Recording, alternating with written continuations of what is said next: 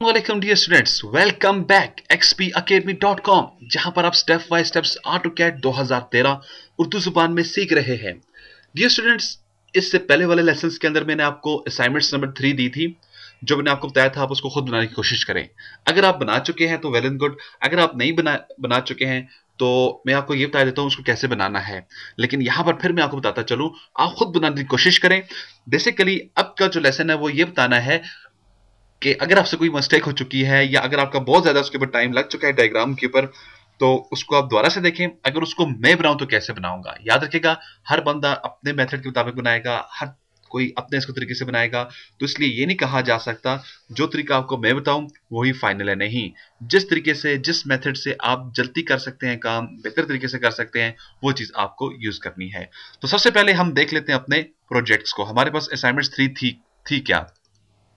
हमारे पास ये assignment number 3 थी, जिसके अंदर मेरे पास ये कुछ सर्कल्स थे और ये मेरे पास चीजें थी। ठीक है, अब ये चीज हमने बनानी है। इस काम को शुरू करने से सबसे पहले आपको देखना होगा यहाँ पे यूनिट सिस्टम कौन से यूज होने जा रहे हैं डियर स्टूडेंट्स। यूनिट सिस्टम से क्या मुराद है, यहाँ पर क्या आपके पास 5 है और यहाँ पे 3 है और यहाँ पे 4 है, लेकिन इन सब के साथ फिट्स फिट्स का मार्क है। तो सबसे पहला काम, आए AutoCAD को ओपन कर देते हैं। मेरे पास AutoCAD ओपन हो चुका है। हमेशा की तरह सबसे पहला काम मैं क्या करूंगा, अपने यूनिट्स का सेटअप बनाऊंगा। यूनिट्स के सेटअप बनाने के लिए आप यू एन एंटर कर देते हैं अपने कीबोर्ड से, जैसा कि मैं आपको हमेशा बताता आया हूं, इंजीनियरिंग और फिट्स और इंच। क्योंकि यहाँ पे मेरे पास जो असाइनमेंट नंबर 3 के अंदर यूनिट सिस्टम यूज हो रहा है वो फिट्स और इंच यूज हो रहा है।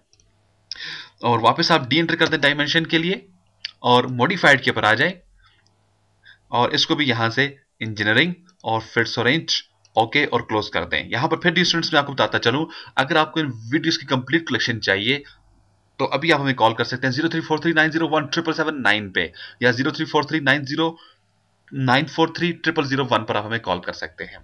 तो यूनिट्स मैंने अपने सेटअप्स कर दिए हैं और बकायदा स्टार्ट करते हैं। सबसे पहले मुझे ये सर्कल बनाना है अंदर वाला। इसका जो मेरे पास डाया बनता है वो है 5 फिट्स का। तो मैं क्या करूंगा, वापस इधर आ गया, मैंने सर्कल ले लिया, पॉइंट दे दिया और 5 फिट्स। अब 5 फिट्स नहीं देना, आपने इधर डायमीटर के लिए डी एंटर कर देना है या यहां पे क्लिक कर देना है। मैं इसे क्लिक कर देता हूं और मैं इधर इसको 5 फिट्स टाइप करके एंटर कर देता हूं। ठीक है, तो मैंने इसको 5 फिट्स की इधर वैल्यू दे डाली यहां पे। तो ये मैंने इसके इनर वाला बना डाला। ठीक है, देन मेरे पास एक और सर्कल इधर बन रहा है, इसके बाहर है, जिसका रेडियस मेरे पास क्या है, 3 फिट्स का है। अब अगेन मुझको एक और सर्कल लगाना है। मैं अगेन सर्कल के ऊपर क्लिक कर देता हूं या अपने कीबोर्ड से आप सी प्रेस कर दें, मैं सी प्रेस कर दूंगा और वापस आप इस तरह आ जाए, मिड आपको नजर आ जाएगा। देखिए जैसे नीचे आएंगे तो आपको मिड नजर आ जाता है। क्लिक करें, बाएं की तरफ आए और 6 और 3 फिट्स एंटर कर दें। आपने 3 फिट्स एंटर किया, आपके पास ये सर्कल भी बना हुआ आ चुका है। अब आपके पास ये सर्कल भी बन चुका है और ये सर्कल भी बन चुका है। अब आपको ये इसके कॉर्नर्स बनाने हैं। ठीक है, अब ये मैं कैसे बनाऊंगा, बिल्कुल सिंपल है। आप यहां पर आ जाएं बाएं की तरफ और इस जगह पे, और यहां से एक सीधी लाइन F8 कर दें अपने कीबोर्ड से। एल लाइन, लाइन के लिए आप लाइन के ऊपर क्लिक भी कर सकते हो, नहीं तो एल एंटर कर दें अपने कीबोर्ड से। याद रखिएगा इन तमाम वीडियोस के अंदर हम मोस्टली जो काम करेंगे वो शॉर्टकट से करेंगे। आप एक पॉइंट इधर दे दें और दूसरा काम आप पॉइंट इधर दे दें और एक क्लिक आप इस तरफ कर दें। और यहां पर मैंने इसलिए ऐसे क्लिक्स किए हैं क्योंकि मेरे पास इधर कोई भी इधर मेजरमेंट वगैरह इधर दिखाई नहीं गई है। ठीक है, तो इसलिए फिर मैं इनको ऐसी रफ बनाऊंगा। अब जब आपने ये बना दिया, अब आपको ये शेप दूसरी तरफ भी चाहिए, तो इसको आपने मिरर करना है। मिरर के लिए आप मॉडिफाइड टूल बार में आ जाए, मॉडिफाइड पैनल पे आ जाए, तो यहां पर आपके पास मिरर, आप एम आई एंटर कर सकते हैं अपने कीबोर्ड से। मैंने एम आई एंटर किया, इन दो ऑब्जेक्ट को सिलेक्ट किया जिनको मैंने मिरर बनाना है। देखिए ये दो ऑब्जेक्ट है, मैं करीब ले आता हूं, ये दो ऑब्जेक्ट है। सिलेक्ट कर दें, एंटर करें, एक पॉइंट ये दे दें और दूसरा पॉइंट ये दे दें और एंटर कर दें इसे, और इसे सिलेक्ट करके डिलीट कर दें। आपके पास आपके ये पॉइंट्स इधर बने हुए आ गए। क्लियर है? अब ये मैंने इसके चारों तरफ बनाने हैं, तो इसके लिए आपको क्या करना होगा, एरे। एरे के लिए आप क्या करेंगे, आप अपने अगेन मॉडिफाइड पैनल के ऊपर आ जाएं, आपके पास ये एरे है, आप क्लिक करें। आपने उठाना होगा पोलर एरे या आप क्लिक कर दें इधर ए आर एरे।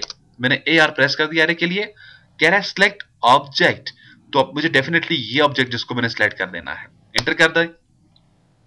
आप कहते हैं एरे की टाइप बताओ, रेक्टेंगुलर है, पाथ है या पोलर है, तो पोलर एरे हम उठाएंगे। और इसका सेंटर पॉइंट आपसे ये पूछ रहा है, तो सेंटर पॉइंट मैं इसको देता हूं, मेरे पास ये सेंटर है। अब ये आपसे पूछेगा इसके नंबर कितने होने चाहिए। ठीक है, आप यहां पर आ जाएं, हमारे पास के जो आइटम्स हैं वो मेरे पास अब ऊपर आ जाए। ठीक है, तो आइटम में से बताता हूं, मेरे पास होनी चाहिए थी 24 और टैब लगा दें तो ये 24 टाइम आ चुके हैं आपके पास। ठीक है, और इसे मैं जैसे क्लोज कर देता हूं। अब आप ट्रिम की ऑप्शन उठा लें, TR, या आप मॉडिफाइड पैनल के ऊपर चले जाए और देखें ट्रिम को आप उठा लें यहां से। ये रहा आपके पास ट्रिम। देखा मैंने क्या कहा था, आपके पास मोस्टली जो काम होगा वो मॉडिफाइड के थ्रू किया जाएगा। बहरहाल TR एंटर करते हैं अपने कीबोर्ड से और 2 मरतबा स्पेस प्रेस कर दें। अब आप जस्ट इन एरिया पे क्लिक करते जाएं। जैसे जैसे मैं क्लिक करता जाऊंगा तो देखिए मेरे पास यहाँ पे ये ट्रिम होता जा रहा है। जैसे जैसे मैंने क्लिक किया, जैसे जैसे क्लिक करूंगा तो ये ट्रिम मेरे पास होता जा रहा है। तो ट्रिम एक्टिव हो गया मेरे पास यहाँ पे भी। अब आप बस इसे ट्रिम करते जाए।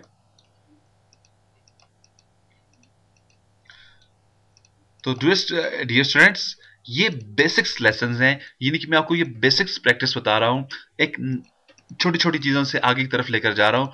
तो जस्ट आपने करना क्या है, इन्हीं छोटी छोटी चीजों के ऊपर आपने प्रैक्टिस करने की कोशिश करनी है। जब आप इस तरह की छोटी छोटी चीजों के ऊपर प्रैक्टिस करेंगे तो इंशाल्लाह ताला आपको कैट कंप्लीट तौर पर समझ आ जाएगा। अब अगर आप प्रैक्टिस नहीं करोगे तो फिर मुश्किल है। बहरहाल ये मैंने बना डाला यहाँ पे। वापस आप पीछे की तरफ आ जाएं। अब हमारे पास एक ही शेप रह चुकी है, वो क्या है, ये सर्कल है जिसकी वैल्यू मेरे पास बनती है 4 की। अब वापस आप इधर निकल आए, यहाँ पे 4 का डायमीटर बनता है। मैंने एक लाइन इधर से ले ली, मिडिल से यहां से यहां तक, ये लाइन मैंने इधर ले ली है। एंटर कर देता हूं और मैं C एंटर कर देता हूं। मैं इसके मिडिल पर आ जाता हूं सर्कल लेके और D एंटर कर देता हूं डायमीटर के लिए, या क्लिक कर देता हूं और 4 दे देता हूं वैल्यू में इसको। तो ये मेरे पास 4 का इधर रेडियस बनकर आ चुका है। मैं इसको डिलीट कर दूंगा, ठीक है। और अब यहां पर आप देखें मेरे पास यहां पर ये कितने बन रहे हैं, 1 2 3 4 5 6 7 8। तो ये मेरे पास 8 टाइम पर ये शेप्स निकल कर आई हैं आगे।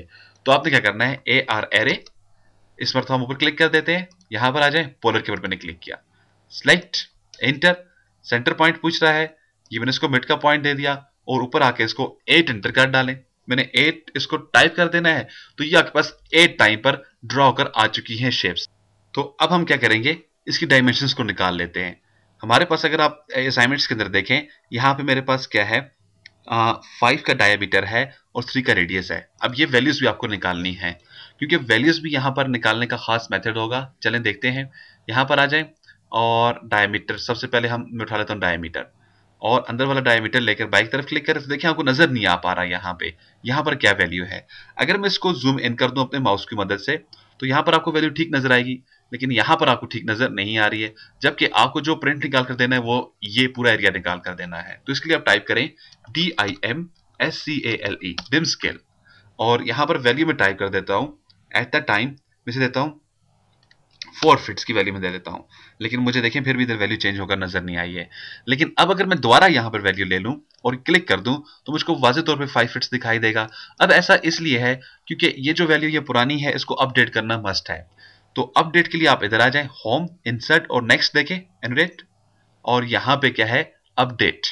अपडेट पे आपने क्लिक कर देना है। देखें ये क्या आपके पास आपकी डायमेंशन है, ठीक है, डायमेंशन पैनल्स है, इसमें से अपडेट पर आप क्लिक करें और सिलेक्ट करके इसे एंटर कर डालें। तो देखा आपके पास तमाम आपके जो पहले वाली डायमेंशंस थी वो अपडेट हो चुकी है।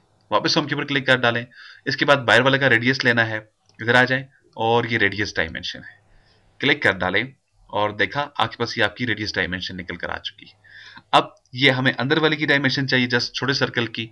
वापस आप इधर आ जाएं और इसको हमारे पास डाया था, हम इधर आ जाएंगे डायमीटर पे और एक क्लिक कर दें, दूसरा इधर मैंने क्लिक किया तो ये मेरे पास वैल्यूज निकल कर आ गई है। देखें मेरे पास 5 3 और 4, तो सेम मेरे पास 5 3 और 4 निकल कर आ चुकी है।